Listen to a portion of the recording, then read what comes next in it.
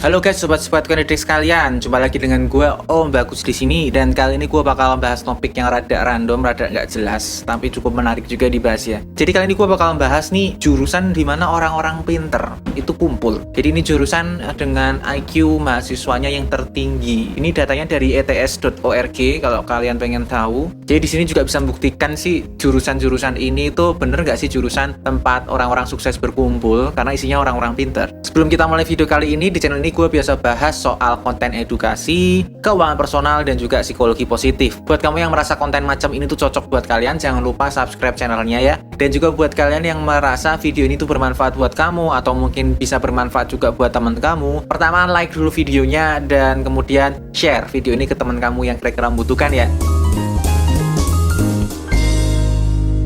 Oke, jadi kita bakal mulai bahas nih jurusan-jurusan apa tempat orang paling pinter itu kumpul. Karena ya di jurusan ini orang-orang mahasiswanya IQ-nya tertinggi. Ini urutannya dari yang cukup pinter ke yang paling pinter ya. Jadi jurusan yang pertama ini adalah jurusan gua sendiri, yaitu orang teknik elektro. Jadi ya gua sendiri udah kumpul bareng sama orang-orang dari berbagai macam jurusan teknik. Dan memang yang namanya jurusan teknik elektro ini lebih cerdas lah ya ketimbang jurusan teknik yang konvensional, atau gue bisa ngomong jurusan yang tidak gue sebutkan di list ini, karena memang jurusan teknik elektro ini secara tingkat kesulitannya itu tinggi banget, secara fisikanya kental banget, secara matematikanya juga bikin jabrik. Dan memang kalau orang berminat elektro ini dari awalnya ya memang dia sudah berminat elektro dari SMP. Ya orang-orang yang sampai punya minat di bidang elektro ini ya nggak mungkin bodoh gitu, karena elektro dari SMP aja udah susah, kok ini niat sampai sekolah tinggi-tinggi. Bahkan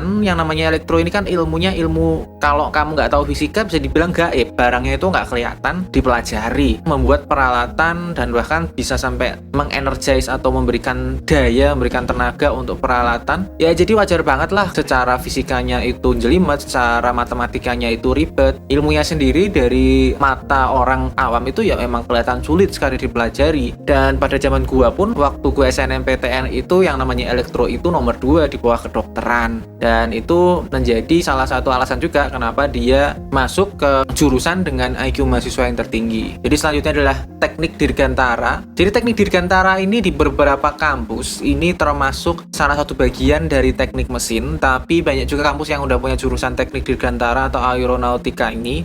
Kenapa isinya orang pinter? Ya karena sampai orang kepikiran masuk ke teknik yang bikin pesawat itu pasti udah paham dengan konsekuensi yang akan didapatkan. Karena yang namanya mesin sendiri itu udah susah banget, udah ribet banget. Ini kok malah bikin mesin yang terbang di atas. Cara aerodinamikanya harus dihitung, termodinamikanya harus dihitung, semua secara fisikanya tuh kenceng banget, belum matematikanya untuk rotating equipment-nya. Ini bener-bener jalur buat orang yang pengen pusing sebenarnya. Teknik dirgantara ini, kalau orang biasa mungkin teknik mesin sudah cukup, ini teknik dirgantara orang-orangnya sendiri itu ya memang istimewa ya, karena memang orang-orang kita yang masuk di SpaceX yang punya Elon Musk itu ya dia dari dirgantara ya. Jadi memang orang-orangnya pintar dari sananya, terus ilmu yang didapatkan juga ilmu yang ribet-ribet. Wajar banget kalau orang pintar itu memilih teknik dirgantara ini. Beberapa juga ada yang di mesin ya, tapi ya kalau yang gue sebutkan di sini teknik dirgantaranya ya. Jadi memang wajar kalau mereka orang pintar IQ tinggi kumpul di sini. Terus teknik kimia. Teknik kimia ini gue berani ngomong, teknik kimia adalah teknik paling sulit karena arsitektur nggak masuk teknik ya. Dan secara passing grade juga tinggi kalau kamu ikut SNMPTN. Jadi ya memang kalau seleksinya udah kenceng, di dalamnya juga susahnya minta ampun untuk lulus. Jadi ya wajar banget orang dari awalnya sudah bagus, terus di dalamnya juga digembleng cukup keras, sehingga ya otak mereka akan semakin terasah. Dan akhirnya orang pinter-pinter dari teknik kimia, orang-orang ambis, orang-orang yang suka belajar itu muncul dari teknik kimia. Udah nggak ada alasan lagi ketika mereka bekerja pun secara strata teknik juga mereka cukup tinggi. Kalau kita ngomong pabrik kimia, proses engineer-nya itu ya orang teknik kimia ini atau kepalanya secara proses. Jadi ya wajar banget sebagai jurusan teknik paling sulit yang stratanya tinggi juga membuat mereka itu kumpul orang-orang pinter di situ ya. Terus yang lebih pintar lagi itu ada di teknik fisika. Ini kebanyakan orang itu udah mundur mendengarkan kata-kata fisika, kalau mereka udah masuk di teknik ya pasti mereka pegang fisika. Lah ini teknik fisikanya yang diambil. Teknik fisika diambil sebagai perkuliahan, berarti dia udah siap hidup tidur dengan fisika. Biarpun fisikanya sifatnya terapan, tapi kan fisika juga susahnya minta ampun kan. Biarpun tidak teoritis, tapi tetap ini fisika yang dipelajari. Dan orang-orang yang memang dari awal itu suka dengan fisika, itu biasanya suka dengan memikirkan pola-pola yang tidak sewajarnya dipikirkan manusia biasa. Biarpun ini kita bicara teknik ya, tapi yang namanya fisika itu kan nggak kepegang sebenarnya. Nggak kayak elektro yang bentuknya listrik, teknik kimia yang bentuknya pabrik, terus dirgantara yang bentuknya pesawat. Nah, teknik fisika ini kalau orang anak SMA mikirnya jadi apa aja dia kan sebenarnya nggak terlalu paham, tapi mereka minat ke situ.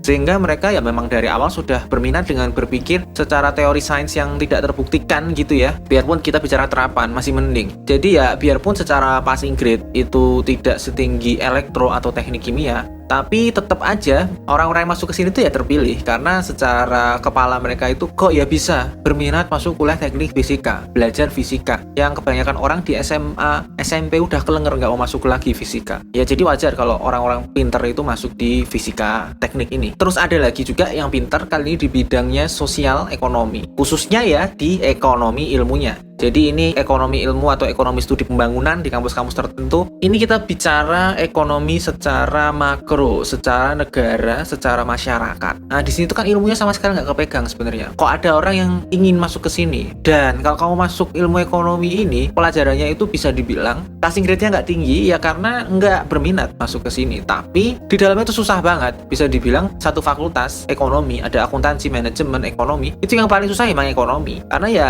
pelajarannya tuh bener-bener kuantitatif, terus data-data yang dipegang itu sebenarnya nggak kebayang lah sama orang lulusan SMA langsung kuliah pegang ekonomi. Tapi mereka yang masuk sini berarti kan emang sudah ada niatan ya, emang sudah pingin gitu mempelajari ilmu-ilmu yang tidak kepegang ini kan. Sehingga ekonomi ini sebagai satu-satunya jurusan ekonomi sosial di list ini itu memang sangat wajar karena jurusan ekonomi sosial lain itu kebanyakan orangnya itu nggak mau terlalu mikir. Mungkin ada jurusan lain misalnya akuntansi yang ribet emang, tapi kalau ekonomi ini yang benar-benar ribetnya luar biasa. Dan kalau kita ngomong orang ekonomi itu biasanya pikirannya nggak kayak orang sains, tapi mereka berminat masuk ke bidang sini sehingga lo bisa ngomong mereka ini punya all-rounder intelijensinya. Secara sosial mereka oke, tapi secara kuantifikasi juga mereka oke. Jadi orang ekonomi ini memang kalau dikumpulkan IQ-nya dia termasuk IQ yang tinggi karena dia bisa mikir di berbagai macam sisi. Terus ada jurusan filsafat ya. Filsafat udah jelas banget karena filsafat itu mereka kuliah itu belajar untuk berpikir. Jadi mereka itu belajar untuk berargumentasi, belajar untuk berlogika tanpa perlu pembuktian apapun. Jadi mereka itu pemikirannya benar-benar sehat. Kalau pemikirannya sehat itu ya akhirnya otaknya terasah, mengetahui cara berpikir dengan baik. Dan belum lagi kok mereka kepikiran gitu loh masuk ke jurusan filsafat. Berarti kan dari awal mereka waktu SMA pun sudah bagus pemikirannya. Mungkin mereka cuma mikir ya passing grade-nya nggak tinggi, tapi kenyataannya kalau sudah masuk di situ ya pikirannya udah jadi sehat, udah jadi seorang filsafat. Dan akhirnya ya mereka dari yang awalnya udah bagus jadi makin bagus IQ-nya, pemikirannya jadi makin sehat, makin analitik, makin logis. Buat kamu yang kenal Rocky Gerung itu mungkin awalnya sih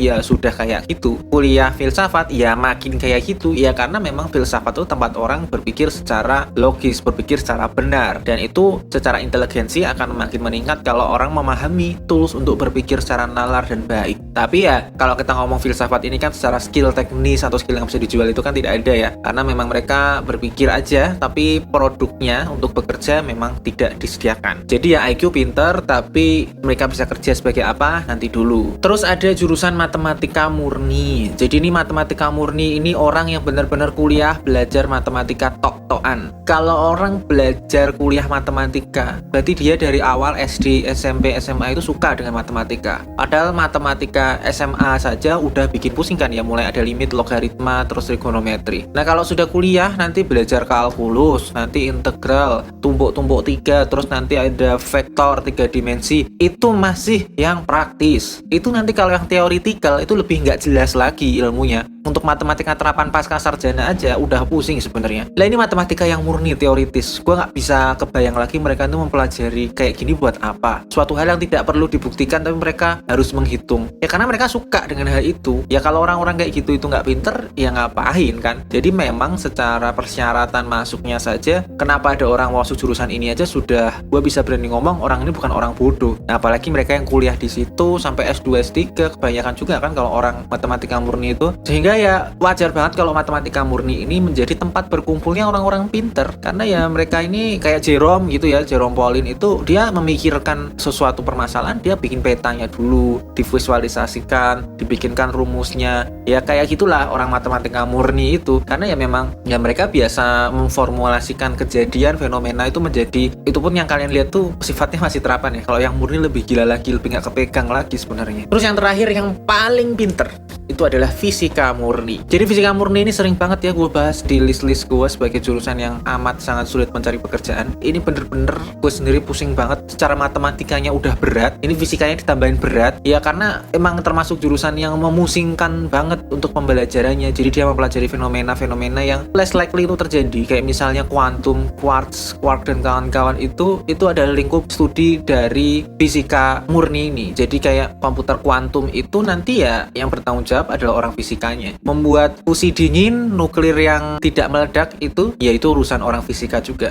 Jadi hal-hal yang nanti akan digunakan masyarakat di masa depan itu yang menghitung orang fisika murni ini. Jadi mereka ini adalah harapan dari masa depan. Dan ada yang ngomong juga, orang-orang fisika murni ini yang meneliti hal-hal baru ini, itu yang akan menikmati itu cucu mereka bahkan. Orang sampai mau melakukan hal seperti itu, kalau bukan orang pinter tuh ya apalagi. Kalau kalian suka nonton Avengers, suka nonton Marvel itu yang sainsnya itu nggak kepegang sama otak kita, itu sudah dibuat sebodoh mungkin, segampang mungkin untuk dipahami orang biasa. Nah yang mereka kerjakan di balik layar, yang benar-benar dikerjakan oleh para peneliti atau oleh para orang fisika murni ini, ya tentu aja nggak perlu untuk disederhanakan atau dibodohkan, karena mereka bukan menonton film, tapi mereka bekerja, mereka meneliti, mereka belajar. Scientific thinkingnya itu udah beda banget. Mereka ini ya benar-benar hidup hanya untuk membuat suatu hipotesis untuk masa depan, untuk kehidupan kita yang lebih baik. Ini bukan berarti orang fisika murni yang tepatnya orang pinter itu semuanya akan jadi orang sukses, karena mereka pikirannya akan beda sama orang-orang yang biasanya cuma pengen kaya, pengen beli rumah. Mereka udah pada di dunia yang berbeda. Oke, jadi kurang lebih itu review dari gua. Hasil akhir pun gua bisa ngomong, jurusan-jurusan tempat orang pinter ini tuh nggak sama jurusan-jurusan dari mana orang-orang kaya itu lahir. Karena memang orang pinter itu nggak mesti jadi kaya, dan orang kaya juga nggak mesti pinter. Tidak ada korelasi satu sama lain lah sebenarnya. Jadi kurang lebih itu aja list dari gua. Kalau masih ada pertanyaan, jangan malu-malu tulis aja di komentar. Kalau kamu merasa cocok dengan isi dari video ini, jangan lupa buat like, share video ini, dan juga subscribe channel ini ya. Buat kamu yang ngerasa video ini tuh nggak jalan dengan pikiran kamu karena merasa jurusan kamu nggak masuk list ini, padahal kamu merasa pinter, misalnya kedokteran gitu ya, ya dislike aja, gua nggak apa-apa. Gua ucapin terima kasih buat kalian yang udah nonton video ini dari awal sampai akhir, dan see you in the next video. Bye-bye.